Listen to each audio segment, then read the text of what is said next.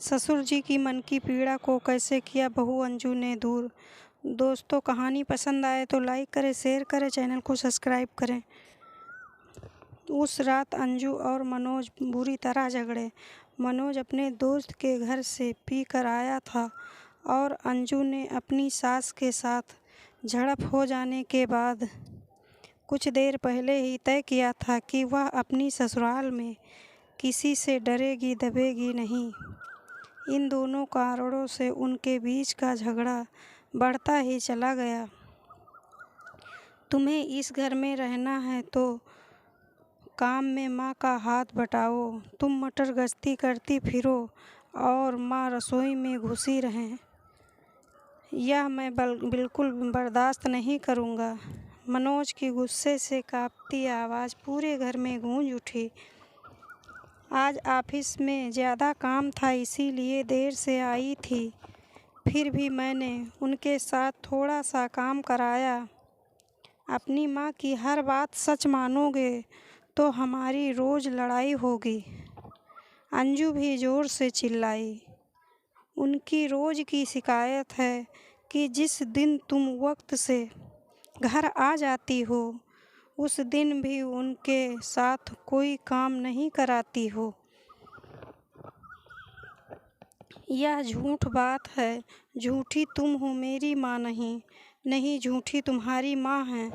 उस रात मनोज ने अपनी पहली दूसरी पत्नी पर पहली बार हाथ उठा दिया। उनकी शादी को अभी 2 महीने ही बीते थे। तुम्हारी मुझ पर हाथ उठाने की जुर्रत कैसे हुई? अब दोबारा हाथ उठा कर देखो, मैं अभी पुलिस बुला लूँगी।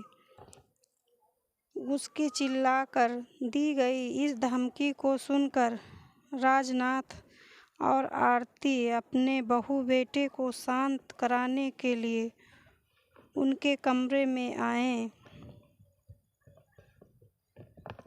गुस्से से कांप रही अंजू ने अपनी सास को जली कटी बातें सुनाने में कोई कसर नहीं छोड़ी।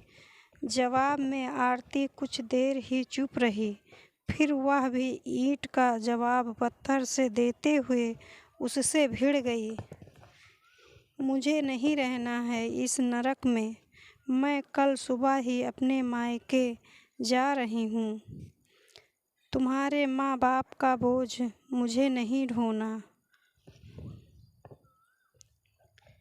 धमकी देने के बाद अंजू ने कमरे का दरवाज़ा अंदर से बंद कर लिया।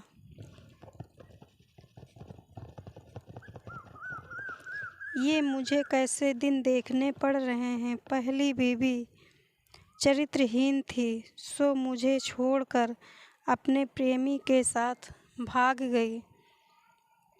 अब यह दूसरी बीवी जो पल्ले पड़ी है बहुत ही बदतमीज है।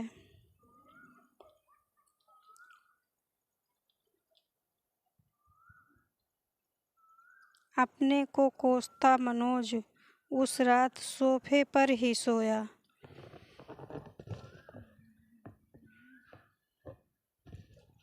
अगले दिन रविवार था। आंखों में गुस्सा भरी जब 10 बजे के करीब अंजू अपने कमरे से बाहर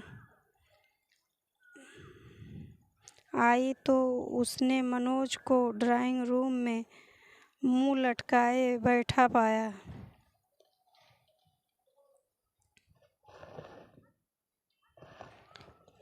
उसके पूछे बिना मनोज ने उसे दुखी लहजे में बताया, मम्मी पापा सुबह की गाड़ी से मामा जी के पास मेरठ चले गए हैं।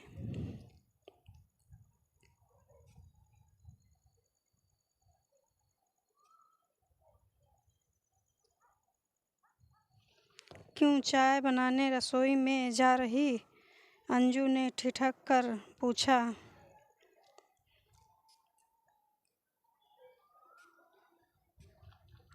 उनके जाने का कारण समझना क्या मुश्किल है। मुझे ज़बरदस्ती कसूरवार मत ठहराओ प्लीज़। तुम्हारी माताजी ने मुझे एक की चार सुनाई थी।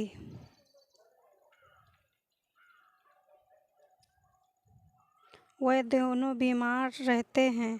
घर से दूर जाकर उनकी कैसी भी दुर्गति हो तुम्हारी बला से।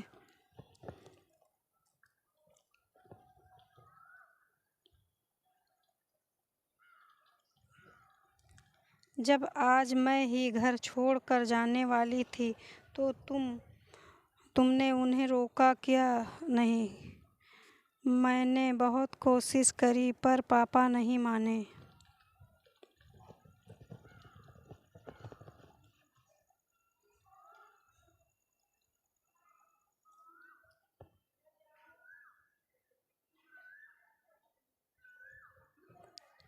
वे कब तक लौटेंगे कुछ पता नहीं।